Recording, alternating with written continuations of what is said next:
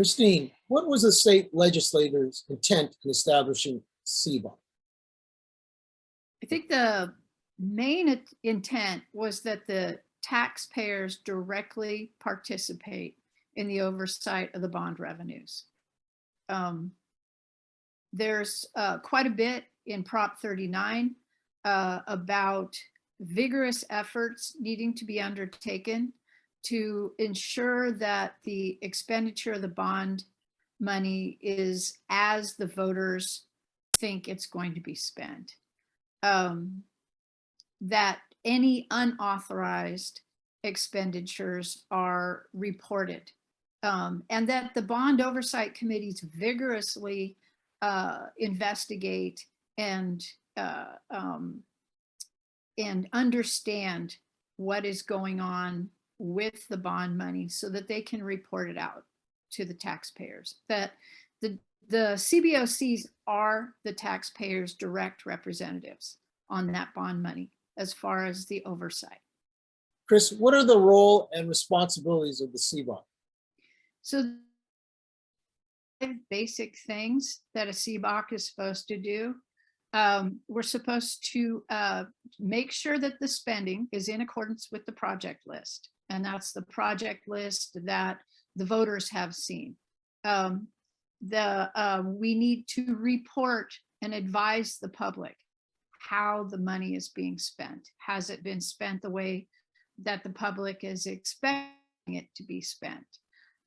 We have to, by law, view the audit, the two audits, the performance audit and the financial audit. They're two separate things, but they usually come out at the same time.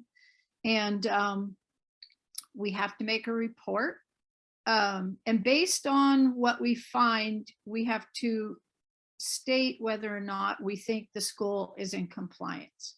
And those are the basic things. There's a lot of other other things that the CBOC is tasked to do, but those are the 5 basic. Okay, thank you. Anton, excuse me. Anton, how do you know if your CBOC is independent? This is a very difficult question. The issue is that in the law, there is no definition of what independence means. So you have a variety of interpretations across the state. I think it's helpful to go back to what the dictionary definition of independence and then apply that definition to a CBOC.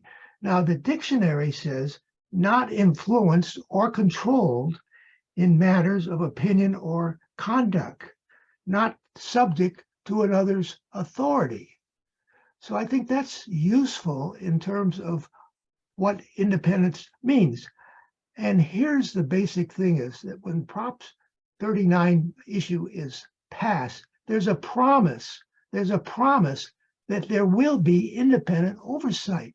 And that's a promise that is made to the taxpayers when they approve a bond measure at 55%.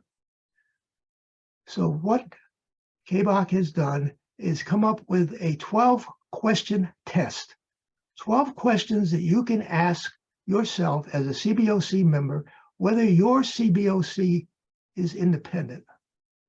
The first question is, can you prepare your own agenda? If you can't prepare your own agenda, talk about the items you want to talk about, how can you be independent? Second question, can you meet whenever you want? I've seen a lot of bylaws in California which says you can only meet quarterly or you only can meet annually. The third question is, can you approve your own bylaws? This is vital. The bylaws is how you are going to operate as a bond oversight committee. Most of the bylaws in California are established by the school district board of education, and they can only be amended by the Board of Education.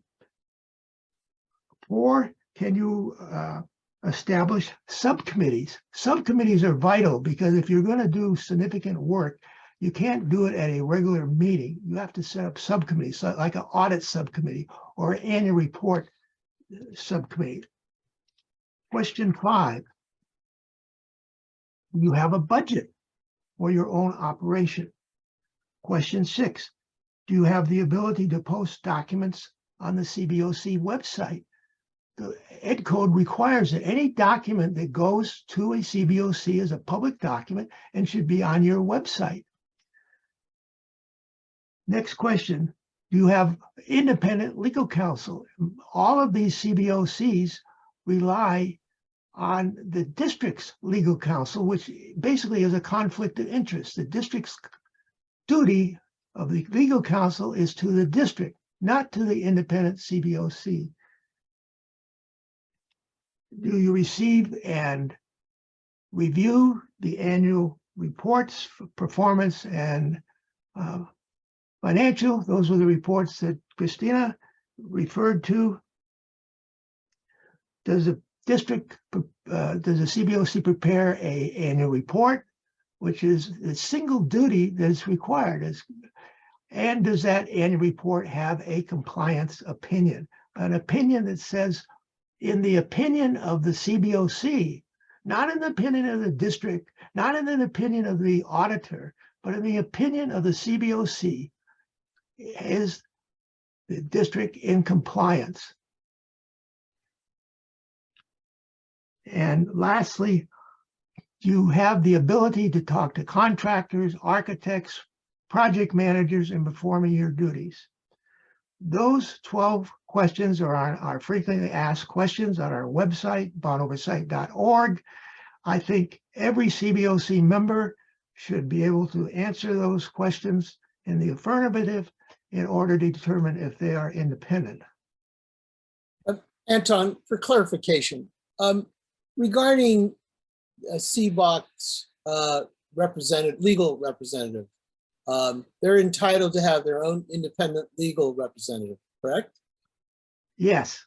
And if I understand this correctly, if they decide to have independent legal counsel, it's the legal cost is borne on the school district. That is correct. And that is perfectly appropriate. It's very common. The attorney-client privilege of confidentiality runs between the district, CBOC, and the attorney, and is paid for by a third party, the district. That is the practice, and actually in West Contra Costa Unified School District, they had a independent legal counsel for over 5 years. However, this is very rare. Districts having this type of counsel. Thank you. Chris, did you have anything else you'd like to add to the discussion? Oh, just that I think this is hugely important, the independence of the CBOC. Without it, it's basically the school district overseeing its own spending and calling it bond oversight. And it's not oversight. It's not citizens oversight, if that's what's going on. Perfect timing. Anton, any other further comments? We recently did a survey of 200 districts in California. It was a randomly selected sample, and we found 75% of the districts that we surveyed, the CBOC did not have authority to amend their own bylaws. So 3/4 of the CBOCs in California, just on test 1, which I outlined, whether you can approve your own bylaws, would not pass. And I think that illustrates it to me. The promise made to the taxpayer is a broken promise, is a promise that is not being fulfilled in California. Anton, could you repeat the website address, please? Yes, it's bondoversight.org. We have over 50 frequently asked questions. We have resources. We have our annual conference proceedings and presentations.